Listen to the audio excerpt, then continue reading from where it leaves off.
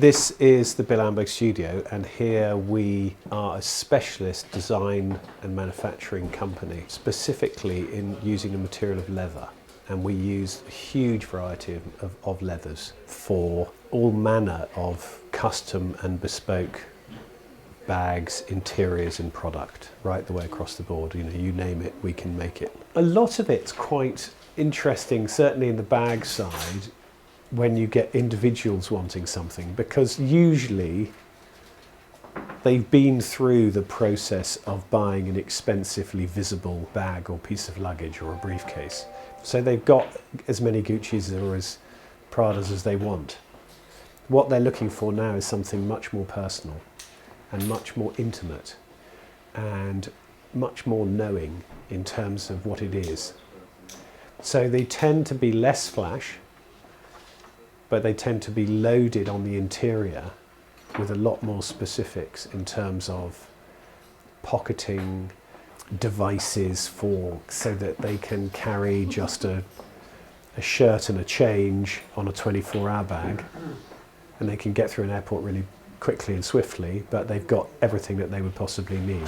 So they're not looking for new pens or new gadgets, they've got all their gadgets. What they want is an effective, personal, subtle way of carrying those things around with them. The first thing that we would do there is we would try and understand as much as we possibly can about who is going to be using it and who's going to be receiving it.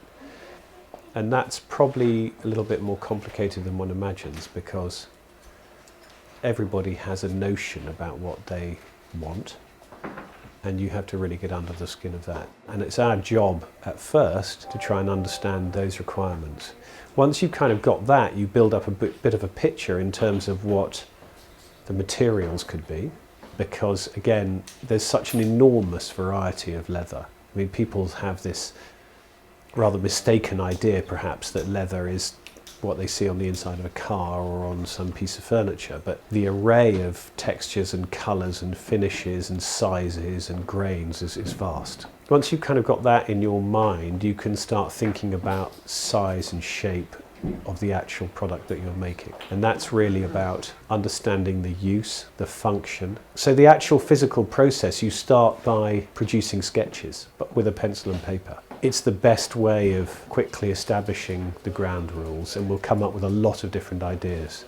And from those broad concepts, you start to filter out with the client, so it's a very collaborative process. And then that idea tightens up to really start producing something that's pretty accurately representing what they want. From there, once we've established that, you might even start to make your very, very first prototypes. I have amazing craftsmen here, and they are all very, very capable at interpreting a sketch, but also more importantly of adding something to the product in the process of making. The evolution of an idea into something concrete comes from making it, and that evolution requires hands-on work by highly trained craftsmen, and that's exactly what we've got here. And then we go into, probably, depending on how complex it is, a pre-production prototype. So you get to a stage where you are making something very, very close to the finished product, but still there's room for change.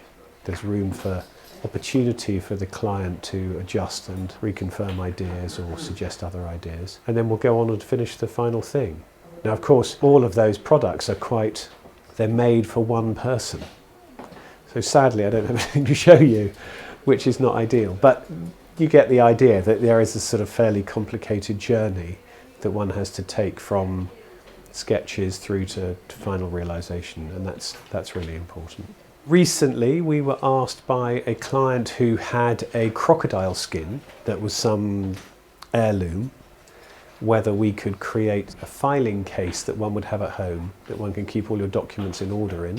So you go through the whole process of drawing it, sketching it, creating the salpels, the models of it. Cutting the skin is really important, especially with the crocodiles or alligators, and certainly the same with snakes and with shagreens, etc. When you actually go to cut the skin, you have to start thinking about how you're going to lay the patterns on the skin, what's the best use of the grain, and then you start the process of building it up into a bag. So there's hand stitching all the handles, hand stitching all the details, creating the machine stitching and the gussets, building it up into 3 dimensions. People will come to us because they know that we produce very, very high quality, very simple, uncluttered, highly crafted leather good.